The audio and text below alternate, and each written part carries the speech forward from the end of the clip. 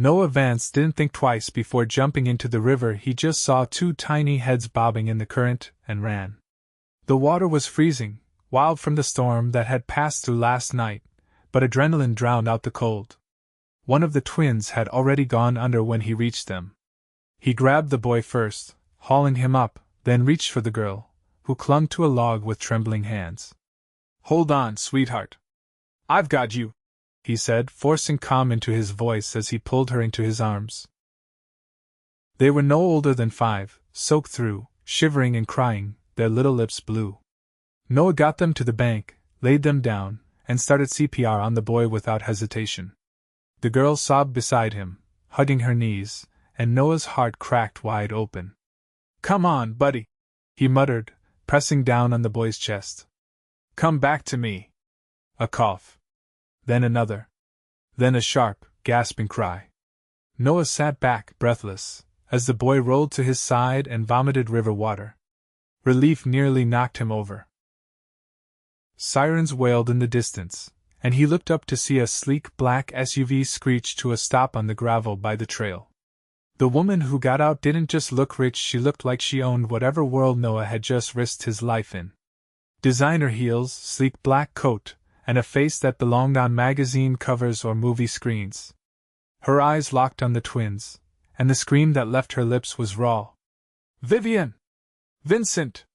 The girl Vivian ran straight into her arms, sobbing. The boy tried to sit up, groggy, and the woman dropped to her knees, cradling both of them. Her shoulders shook with silent sobs, but her voice was strong. "They're okay," Noah said, standing, soaked to the bone. "They're okay now." Her head snapped toward him. Her makeup was smeared, hair wild, but her eyes sharp and violet-gray zeroed in on him like a storm. "Who are you?" Her voice was low, almost stunned. "You saved them." "I was out running," Noah said, wiping his hands on his jeans. "Saw them get pulled in. I didn't think. Just jumped." She stared at him like she couldn't believe he was real. "You," her voice broke.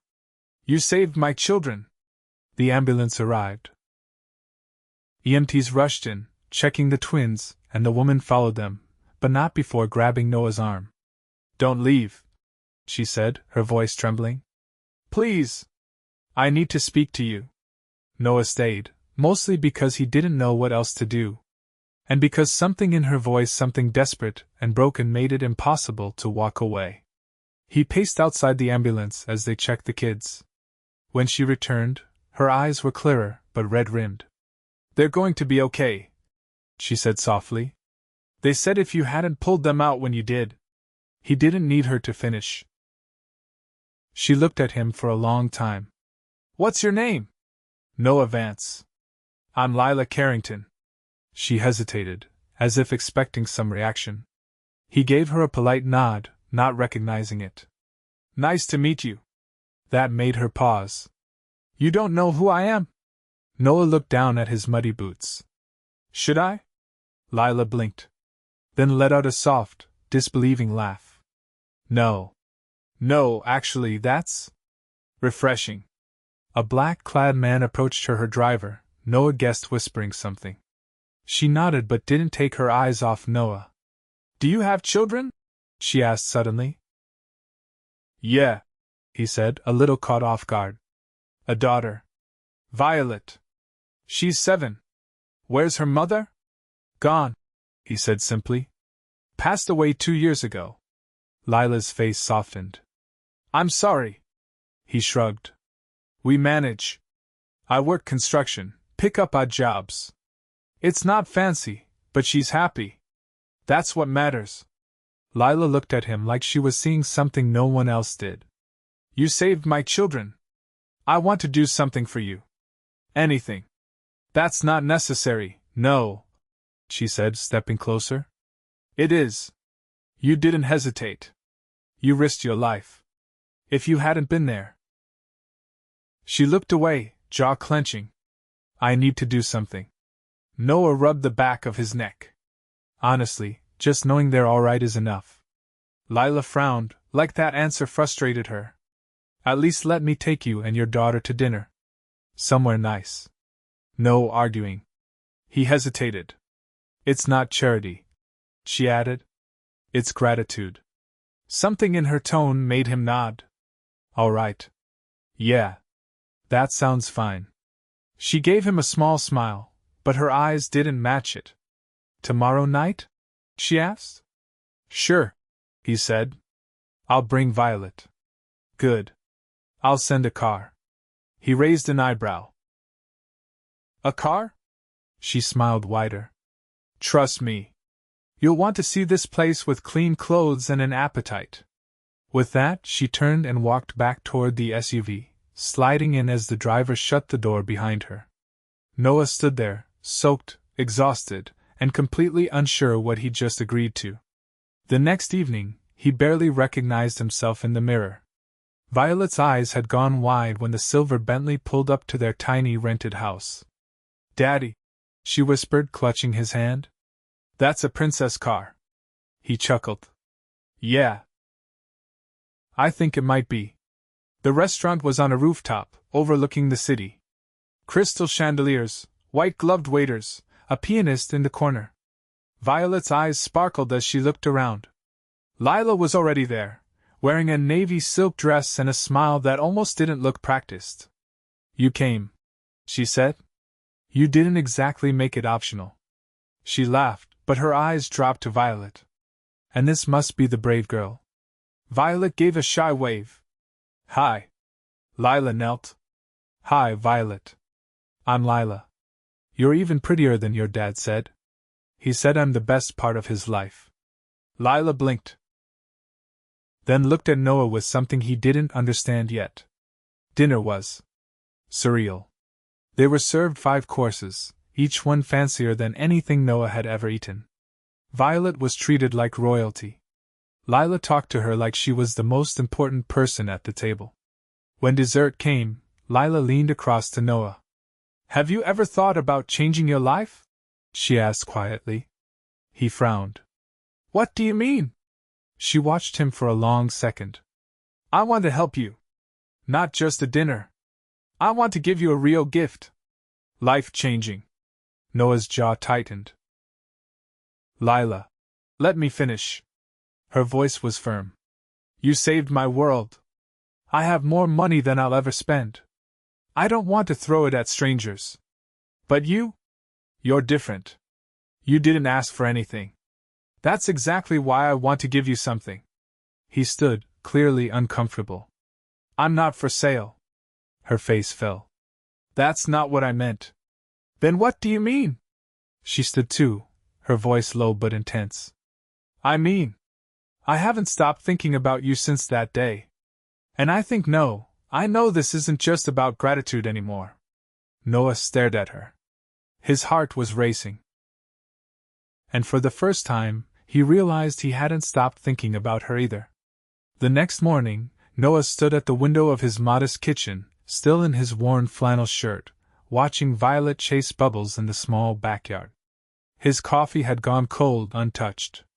The dinner with Lila had left something behind, something he couldn't define but couldn't shake either. He didn't know how to feel about it. Grateful? Suspicious? Curious? The knock at the door made him jump. He opened it to find a woman holding a clipboard and wearing a tastefully tailored gray coat. She looked like she belonged in a boardroom, not on his creaky porch. Mr. Vance? She asked, polite but efficient. Yeah? I'm here on behalf of Ms. Carrington. She asked me to deliver this. She handed him a thick envelope and a slim key fob on a satin ribbon. With a nod, she turned and walked off before he could ask a single question. He opened the envelope slowly. Inside was a folded letter in Lila's elegant handwriting. Noah, this isn't about paying you back. This is about giving you space to breathe without constantly fighting to stay above water. You told me you manage, but you shouldn't have to do it alone. The key opens a condo in Midtown. Fully furnished, 1 year completely covered. No strings. It's yours if you want it. Noah set the letter down, breathing hard. He looked at the key fob, then at Violet, who was now sitting on the grass, carefully braiding a daisy chain. He didn't know what stunned him more, that Lila had done this without even asking, or that a part of him wanted to accept. He didn't take long to decide. By sunset, he and Violet were stepping into the condo. It wasn't big by billionaire standards, maybe, but it was bigger than their entire house.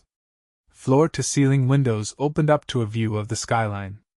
Soft lighting, warm wood floors, and furniture that looked like it had never been touched. Violet wandered in cautiously, running her fingers over the smooth countertop in the kitchen. "Is this really ours?" she asked, her voice barely above a whisper. "For now," Noah said. "Yeah." That night, after Violet fell asleep in a bed that didn't creak, Noah stepped out onto the small balcony. He stood in the quiet with the city glittering below him, the letters still folded in his hand. He called her. She answered after one ring. "I figured you'd be furious," she said, sounding amused. "I was. Then I wasn't. Now I don't know what I am. I didn't do it to make you uncomfortable. Then why do it at all?" Lila was silent for a moment. "Because I don't know how to say thank you in a way that feels like enough. And because I liked watching you at dinner last night. With her. You're a good father, Noah. You deserve better than scraping by. I'm not used to people giving me anything. You didn't ask for it. That's why it matters." He leaned against the railing, the phone warm against his ear. "What do you want from me, Lila?" She didn't answer right away. "Would it be awful if I said I don't even know yet?" He didn't hang up. He didn't say anything for a while. Neither did she. The next day, Lila appeared at the condo without warning. She wore jeans and a navy trench coat, her hair pulled back, no makeup, almost unrecognizable from the woman in heels and silk. She cradled a paper bag in her arms. "I brought food," she said, lifting it. "I wasn't sure what you liked, so I got a little bit of everything." Violet bolted from her room when she saw her and immediately threw her arms around Lila's waist. "I miss you," she said. Lila blinked, caught off guard. "I miss you too."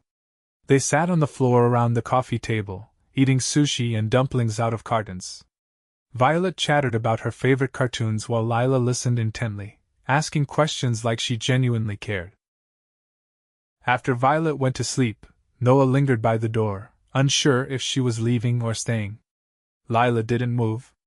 "I haven't had a night like that in years," she said softly. "You mean sitting on the floor surrounded by soy sauce packets?" She laughed. "I mean being around someone who doesn't expect anything from me." Noah crossed his arms. "I don't think I've met anyone who expects more than you do from yourself." She gave him a look unreadable. "I wasn't always like this." "No? I grew up in a 2-bedroom apartment above a dry cleaner in Queens. My dad worked 2 jobs. My mom had back problems by the time she was 35. I used to stare at the subway map and plan my escape." Noah leaned back against the wall. "So what happened?" "I married into money. Then I made my own." "Your husband?" "Ex-husband," she corrected. "He died 4 years ago, but he was already out of the picture by then.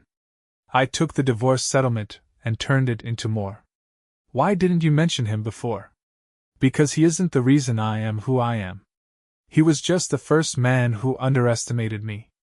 Noah watched her, seeing something clearer now. The polished exterior, the sharp edges, it was all armor. "You think giving me a condo makes you less alone?" he asked. Her eyes narrowed.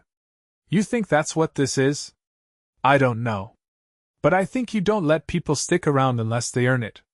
She stepped closer, stopping just an arm's length away. "You did more than earn it, Noah." His heartbeat was loud in his ears. "Lila, I've got a daughter to raise. I'm not looking to get tangled up in something complicated. This doesn't have to be complicated.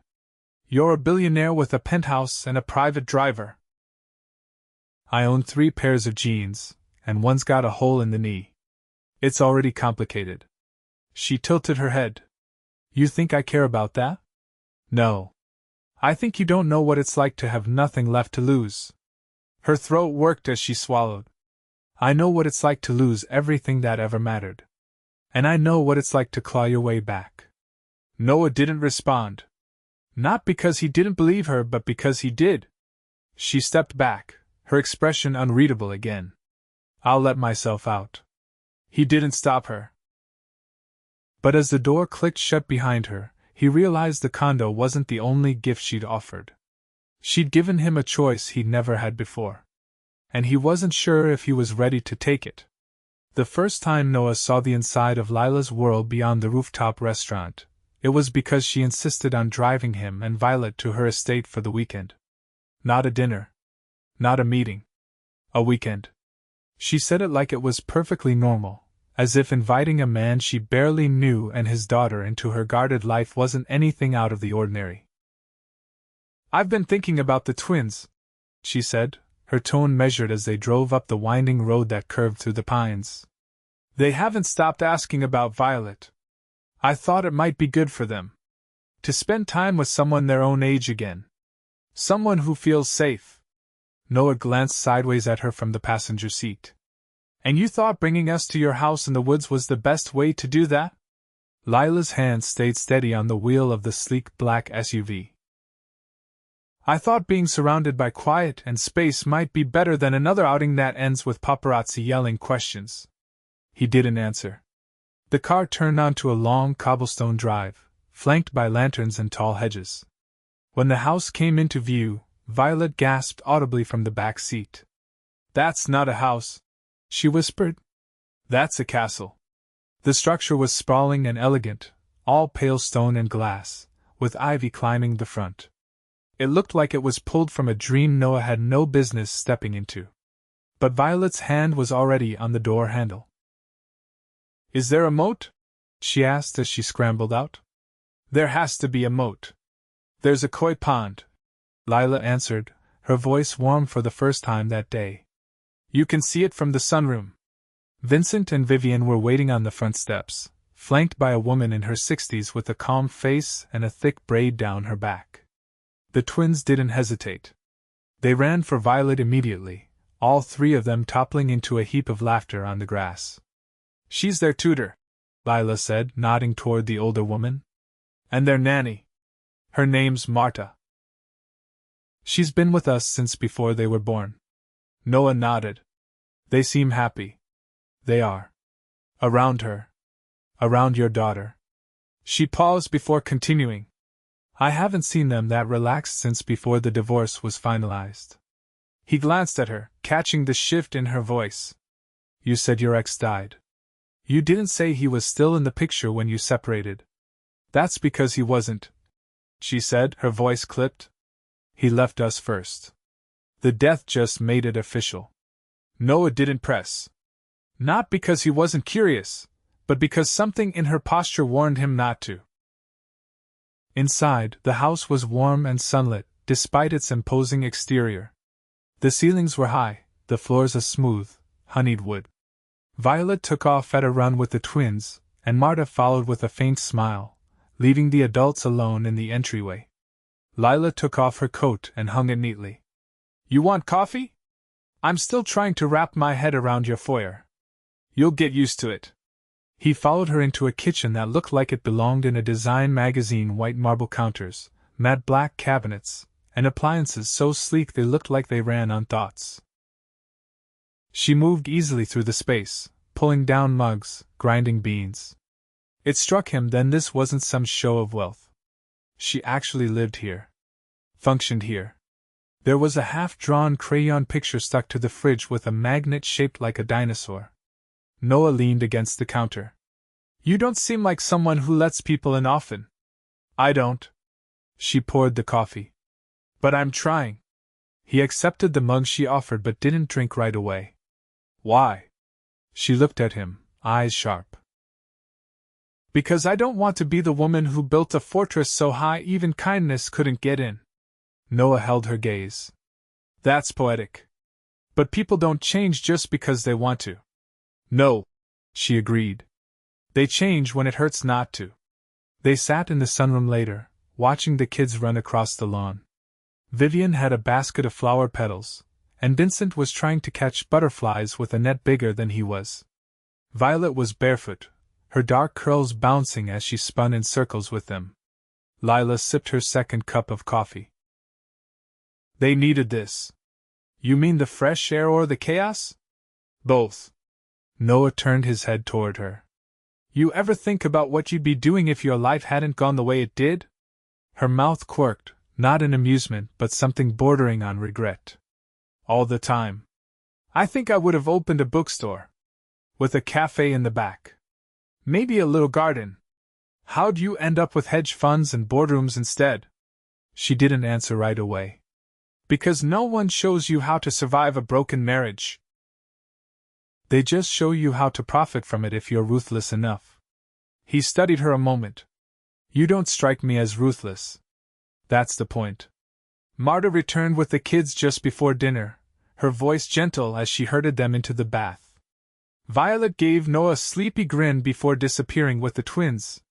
She's good with them, Lila said. She's good with everyone, Noah replied. She's got her mom's heart. Lila turned her head slowly. You don't talk about her much. She was quiet, he said. Didn't like crowds. But she could make any room feel like home. Lila watched him, something unreadable flickering across her face. You ever think about falling in love again? He didn't answer right away. I try not to think that far ahead. But if someone made you? He looked at her then, really looked. I need to know it wasn't just gratitude. I'd never mistake what I'm feeling for gratitude. But you're still not sure what it is. No, she admitted. I'm not. He stood. Then maybe don't ask me to figure it out for you. She didn't follow as he left the room. He didn't expect her to. The next morning, he found Violet curled on a window seat with Vivian and a book, the two girls whispering like co-conspirators. Vincent had built a fort under the dining table. Marta was baking something that smelled like cinnamon. Lila was outside, barefoot in the garden. She was kneeling in the dirt, her fingers sifting through the soil like she needed to feel something real. He stepped outside, not saying anything until she looked up. I didn't expect you to stay the night, she said. I didn't expect to be invited. She stood, brushing her hands on her jeans. I don't know how to do this. Neither do I. But I want to try. He nodded slowly. Then start with that. Just that. Lila looked at him, the wind tugging her hair across her face. Will you stay for breakfast? He looked back toward the house, where Violet was now giggling behind the curtains. Yeah, he said. We'll stay. It was the gala that changed everything. Lila hadn't wanted to go. She'd cancelled her appearance twice already, but this was the Carrington Foundation's annual winter benefit, a black tie event that filled out half the city's society pages. Her name was on the invitation, her family's fortune behind the cause. There was no skipping it without consequence. So she went. But not alone. Noah stood beside her in a crisp black suit that had been tailored the day before after she'd sent her personal stylist to the condo under the pretense of measuring for a surprise. He hadn't known it would be for this.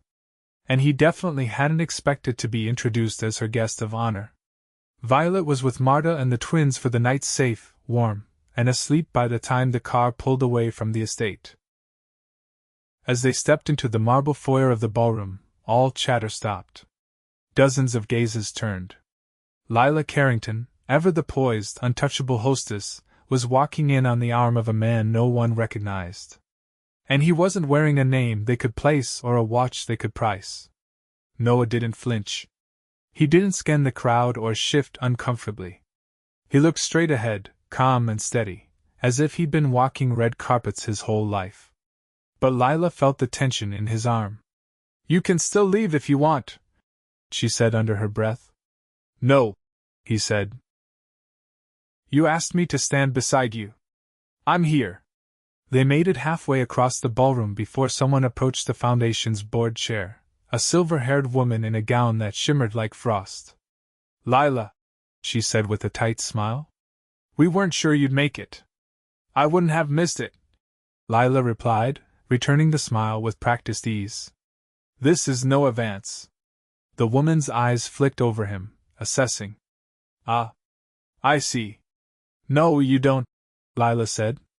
But that's all right. They moved on, past murmurs and stolen glances. Noah leaned closer. You sure you want me here? I've never been more certain of anything. Later, after the speeches and the toasts, after the silent auction ended and the music shifted from classical to jazz, she led him out onto the balcony. The city glittered beyond the stone balustrade, cold air biting at her shoulders. He slid off his jacket and draped it over her without hesitation. You didn't have to do that, she said quietly. I wanted to. She turned to face him. You're not like anyone I've ever met. I'm not trying to be. I used to think I knew exactly what I needed. Power. Control. A life that no one could ever take from me again. Her fingers tightened on the railing. But you made me realize how lonely that kind of life is. He stepped closer but didn't touch her. I didn't come here to change you. No. But you reminded me who I was before everything else got in the way. She finally looked up, her voice barely audible. I don't want a man who fits into my world. I want a man who makes me want to build a new one. He reached for her hand. Then let's build it together. It wasn't a grand kiss or a sweeping embrace. It was quiet. Steady. Real. And in the hush of the night, it felt like the most extravagant thing she'd ever been given. The headlines hit the next morning. Carrington's mystery man, single dad stuns at winter benefit. Who is Noah Vance? Inside Lila Carrington's unexpected romance, a billionaire's heart stolen by hero father. They didn't hide. They didn't explain. Lila didn't respond to the press. Instead, she called a meeting with her board, stepped down from 3 social committees, and redirected her foundation's next quarter funding to a family housing initiative Noah had mentioned in passing weeks earlier. She began spending more time at the condo than her penthouse. Then, eventually, she stopped going to the penthouse at all. Noah didn't move into the estate. He didn't need to. Because Lila had already carved space for herself in his life and Violet's bedtime routines. In the quiet way she folded his laundry when he forgot it in the dryer, in the way she whispered something only the twins could hear that made them laugh until they hiccuped. One Saturday, while the kids painted birdhouses at the kitchen table, Lila stood beside him at the sink, her fingers still damp from helping clean brushes. Noah. He looked over. I want you to know something. He dried his hands and waited. When I offered you that condo, I thought I was giving you a gift. But you've given me more than I knew how to ask for. He rested a hand on the counter, watching her. You gave me back my children's laughter. You made me feel like I could be more than what I've built. You made me feel like I'm allowed to be loved. He stepped closer. You are. She reached into her pocket and pulled out a small velvet box. His breath caught. What's that? She opened it. Inside was a simple gold band set with a single, deep blue sapphire. I don't want a wedding in a ballroom.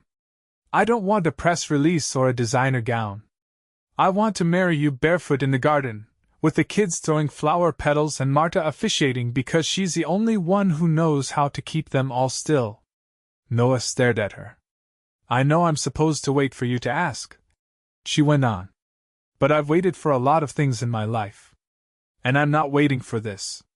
He took the ring from the box and slid it onto his finger. Then I guess I'd better catch up. They married the following weekend. In the garden. Barefoot. Marta cried. So did Vincent, though he insisted it was because of the sun. Violet wore a crown of daisies, and Vivian carried a feather she'd found that morning and declared was lucky. There was no orchestra, no champagne tower. Just laughter, sunlight, and the sound of children running through grass. When they kissed, it wasn't because the ceremony told them to. It was because it had taken both of them years, grief, and a river's current to find their way to this moment. And they weren't going to waste a single second. Violet's 8th birthday fell on a warm April Sunday, and the Carrington estate buzzed with the quiet chaos of planning a celebration that was anything but quiet. Lila had offered to host it in the garden, and Noah had agreed reluctantly at first, until he saw that the party wasn't about extravagance. It was about joy. And family. The backyard had transformed into a sea of pastel streamers, floating balloons, and picnic tables draped in checkered cloth. A magician performed sleight of hand tricks near the koi pond while the children ran barefoot across the grass, faces painted like tigers and fairies. Violet wore a blue dress with tiny embroidered stars and a paper crown made by Vivian, who had decided she was the official royal stylist. Noah stood at the grill in rolled-up sleeves, flipping burgers and laughing as Vincent tried to sneak a second helping of chips. Lila, barefoot as always now, delicately balanced a tray of lemonade glasses as she weaved through the chaos, her hair braided loosely down her back. "You're going to drop those," Noah said, catching her eye. "Only if someone distracts me. Consider this fair warning." She set the tray down beside him and leaned in, brushing her lips against his cheek. "You're looking very domestic. Don't get used to it. I'm only grilling because your private chef looked like he might faint when I asked him for ketchup. You're too good at this. They love you." He turned to face her. "They love you too." She looked away then, just for a second. "Sometimes I still worry I'm going to wake up and find out this was a dream. That I imagined all of it you, Violet," the sound of the twins laughing like they used to. Noah reached for her hand. "Then I'll remind you every morning that it's real. Even when I'm grumpy and refuse to leave bed?" He grinned. "Especially then." Before she could respond, Violet came bounding over, cheeks flushed and crown askew. "Daddy, Auntie Lila, Uncle Henry's here." Noah raised an eyebrow. "Henry?" Lila cleared her throat, straightening. "My brother. He's been working overseas for the last few years. We haven't spoken much since." "Well, it's been a while." Noah handed the spatula to Marta, who just appeared with a tray of condiments. "Guess I should go say hello." Henry Carrington stood near the entrance to the garden in a navy blazer and sunglasses, holding a small gift bag with the kind of tentative posture that belonged to someone unsure of their place. When he spotted Lila, he removed the sunglasses and walked forward, hesitating only slightly before pulling her into a one-armed hug. "You look different," he said. "I feel different." His gaze shifted to Noah. "So you're the guy who pulled my niece and nephew out of a river? I've heard a lot about you." Noah extended a hand. "All good things, I hope." Henry shook it firmly. "Depends on who you ask." Lila cut in, her tone light but firm. "He's family now, Henry. And he's earned it." Henry studied her a moment before nodding. "Then I'm glad you're finally surrounded by people who don't want anything from you." "Me too," she said quietly. As the afternoon faded into golden light and the children collapsed onto blankets with cupcakes in hand, Lila sat beside Noah on the porch steps, her bare feet brushing his as they watched the garden settle into calm. "I've decided something," she said. He tilted his head. "Is this a declaration or a warning?" "Both." She reached into her pocket and pulled out a folded piece of paper. "I've started the paperwork to transfer ownership of the Midtown condo to your name. No strings, no expiration. It's yours." He took the paper but didn't unfold it. "You sure? I want you to have something that's yours. Not borrowed. Not gifted. Yours." He tucked the paper into his shirt pocket. "Thank you." She rested her head on his shoulder. "Also, I've been thinking about the bookstore idea." He turned to her, surprised. "The garden cafe with the tucked-away reading nook? And the community story nights and the free creative writing workshops for kids. I've already bought the space. It's in Harlem. Needs work." Noah blinked. "You bought a bookstore?" "No. We bought a future. You and me.